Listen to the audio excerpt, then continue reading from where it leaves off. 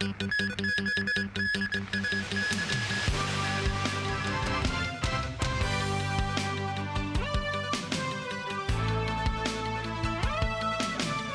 seminar was held today to promote the spirit of the 20th National Congress of the Communist Party of China.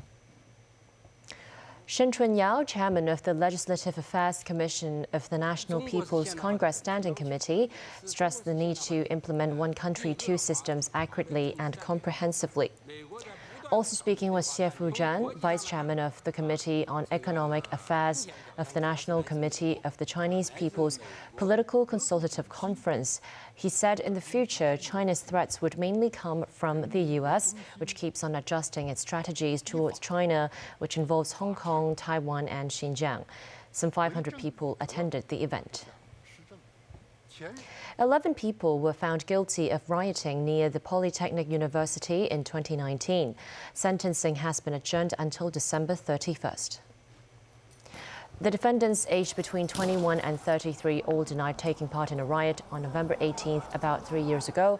Deputy Judge Veronica Hung said the police fired more than 200 tear gas canisters and over 200 rubber bullets that day. She said some of the defendants lived far away from the protest sites, and as the shops nearby had closed, there was no reason for them to stay. The judge added during the 15-minute standoff, the police had repeatedly asked the protesters to leave, but the defendants chose to stay in a bid to encourage others to take part in the riot. The city reported 10,111 new coronavirus cases, exceeding the 10,000 mark again after a brief respite yesterday.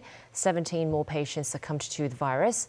While experts do not see the need to tighten social distancing measures, authorities urge parents to vaccinate young children ahead of the upcoming festivities. Hong Kong's daily COVID infections has continued to hover around 10,000 cases recently. Government pandemic expert Professor David Ho said experience from the last two pandemic waves in Singapore suggests that infection numbers would drop after peaking at around 10,000 cases. He also gave his take when asked if the same will happen for the city. The latest effective reproduction number is around 1.12.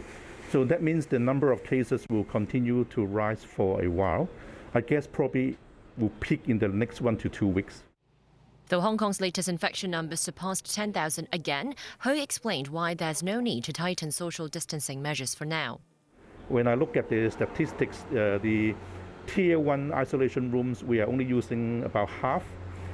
Tier 2, we are using about 1/3. And there are also still some rooms in the North Lantau hospital. And with the availability of the oral antiviral and also the using home for isolation purpose, we actually have prevented a lot of mild cases from being admitted to the hospital. So as long as the public healthcare system is still functioning well, there's no reason to tighten the social distancing measures. Meanwhile, Secretary for the Civil Service Ingrid Yeung, who is responsible for the city's vaccination campaign, said she's sorry for the loss of a 5-year-old boy who passed away after being infected with COVID. She noted only 1/5 of children aged between 6 months and 3 have been jabbed ever since COVID jabs became available for that specific age group. Young said that figure is absolutely not enough and not satisfactory. She also stressed that there will be more gatherings in Christmas and Lunar New Year and called on parents to get their children jabbed as soon as possible. The mainland logged 32,827 new locally acquired COVID cases. That's 2,000 fewer than yesterday. Guangdong province reported the highest number of COVID cases, with over 6,700 new infections. Among them, almost 5,000 new cases were from Guangzhou, and over 200 cases were from Shenzhen. As from today, Shenzhen residents do not need to take PCR tests before using ride-hailing services and taking public transportation such as buses, underground trains and taxis. But Shenzhen residents still need to scan the QR code and present a valid green health code in order to perform many activities. Authorities said the new infection control policies are in line with the State Council's optimized joint prevention and control mechanism, which aims to further minimize the impact of COVID restrictions on people's daily lives. A top official at the World Health Organization said the UN agency was pleased to see China loosening some of its coronavirus restrictions. We're pleased to learn that the Chinese authorities are adjusting their current strategies and really trying to calibrate now the control measures that they need for this virus. It's really important that governments listen to their people when the people are in pain, and that we really want to see that adjustment happen and accelerate, but recognise that each country has to deal with an infectious disease based on their risk assessment, based on the tools they have at their disposal.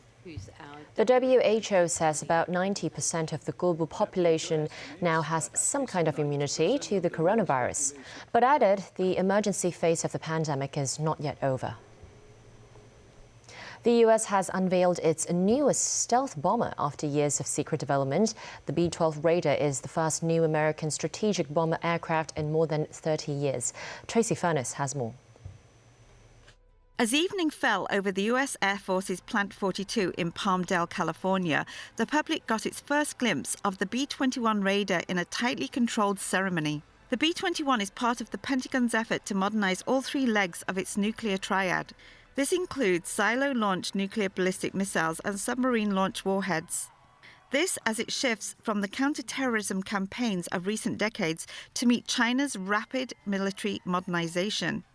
It will operate in tomorrow's high-end threat environment, and it will enable America to outmaneuver, to outpace, and to outmatch our adversaries. It will deter aggression, and if called upon, the B-21 and the men and women who fly her will be resolute, ready, and lethal on arrival to prevail in conflict. The B-21 Raider is the first strategic bomber in more than 3 decades. The B-21 looks imposing. But what's under the frame and the space-age coatings is even more impressive. Let's talk about the B-21's range. No other long-range bomber can match its efficiency. It won't need to be based in theater. It won't need logistical support to hold any target at risk. Let's talk about the B-21 stealth. 50 years of advances in low observable technology have gone into this aircraft. And even the most sophisticated air defense systems will struggle to detect the B-21 in the sky. The bomber won't make its first flight until 2023. Tracy Furness, TVB News. Germany will not follow the U.S. in banning all products made by Chinese telecoms equipment makers such as Huawei. A government spokesperson said it will make decisions on a case-by-case basis. Germany has come under pressure to take action on China's telecoms gear makers. That came after Washington last week banned approvals of new equipment from Huawei and ZTE, claiming they pose an unacceptable risk to U.S. national security. A German economy ministry strategy paper seen by Reuters detailed recommendations to increase the level of scrutiny on the use of components from certain states. But a spokesperson said Germany will not impose a blanket ban on products made by Chinese telecom giants.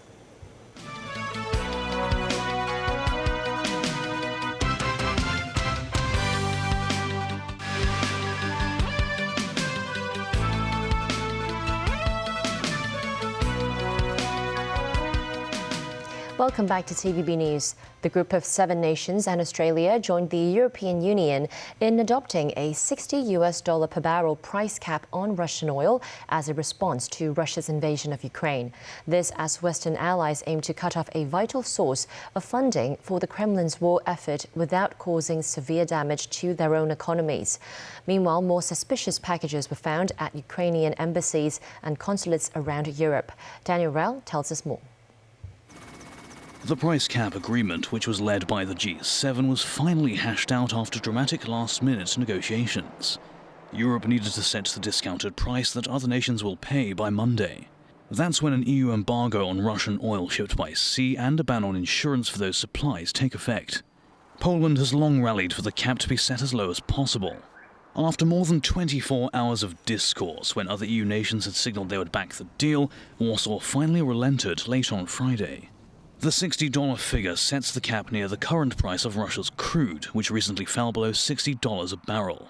Critics believe this is not low enough to cut into one of Russia's main sources of income. Still, US National Security Council spokesperson John Kirby was confident of its success. We believe the cap itself will have the desired effect on limiting Mr. Putin's ability to profit off of oil sales and limit his ability to continue to use that money to fund his war machine. Russian President Vladimir Putin has said he would not sell oil under a price cap and would retaliate against nations that implement the measure. Meanwhile, the Associated Press reported that according to Ukraine's foreign ministry spokesperson Oleg Nikolenko, the country's embassies and consulates in 6 European countries have received packages containing animals' eyes in recent days. The parcels were received by the Ukrainian embassies in Hungary, the Netherlands, Poland, Croatia and Italy. That's in addition to consulates in Naples, Krakow and the Czech city of Brno. This comes after multiple explosive letters were sent to embassies in Spain this week. On the battlefront, Russian-installed officials in Donetsk said 3 people died on Friday after Ukrainian forces shelled the city. Ukrainian authorities said Russian shelling killed 3 people and wounded 7 in Kherson. Daniel Rowell, TVB News. Health experts in Hong Kong have been warning about the threat of flu this winter, in addition to the ongoing COVID pandemic. Apparently, it's a similar situation in the U.S. The Centers for Disease Control and Prevention has issued a new warning as flu cases surged across America, with hospitalizations doubling over Thanksgiving weekend. This report from NBC News. It's America's latest viral surge, pushing an already strained hospital system to its breaking point. The CDC tonight sounding nationwide alarms as flu cases skyrocket coast to coast, with 45 states and D.C. reporting widespread or high flu activity. New numbers showing last week, the week of Thanksgiving, flu hospitalizations nearly doubled compared to the week prior. Experts noting cumulative hospitalizations haven't been this high this early in the season in over a decade. The agency also tracking 8.7 million illnesses so far this season and 4,500 flu deaths. He was groggy, he was lethargic, it wasn't normal. The flu wave compounding America's triple-demic crisis. Sebastian Siniff's parents facing it firsthand when they rushed their 8-year-old to a Virginia hospital overrun with the flu, COVID, and RSV. To feel powerless to get your kid to a pediatric bed is really painful. There was nothing we could do. Flu cases flooding adult hospitals, too. Doctors say post-pandemic lockdowns, flu antibodies are low, and last week's holiday gatherings may have fueled new cases. Are these flu numbers worrisome to you? These flu numbers are worrisome to me. One of the most important things is that people prevent themselves from having to go to the hospital by getting vaccinated. With these viruses overwhelming hospitals, experts say if you're feeling sick, start by calling your doctor. Only come to a hospital if you're experiencing severe symptoms like a change in skin color or shortness of breath. Back locally, regarding the national security trial of Nix Digital founder Jimmy Lai, Hong Kong constitutional law specialist Albert Chen said the basic law doesn't guarantee Lai could employ a foreign lawyer as his representative. There is no inconsistency between the national security law and the basic law as far as the participation of lawyers in court proceedings is concerned. Even the basic law doesn't provide that a Hong Kong resident has a right to employ a foreign lawyer to represent him or her in legal proceedings in Hong Kong. So I don't think on this issue there's any inconsistency. Even if the Standing Committee interprets the national security law to exclude the eligibility of foreign lawyers to participate in national security cases in Hong Kong. Mourners from across the city continue to arrive at the Beijing's liaison office in Hong Kong to offer condolences for the passing of former President Jiang Zemin. They include former Secretary for Justice Elsie Leung, and chairman of Television Broadcasts Limited, Thomas Ho. Many residents brought flowers to pay tribute to the former leader.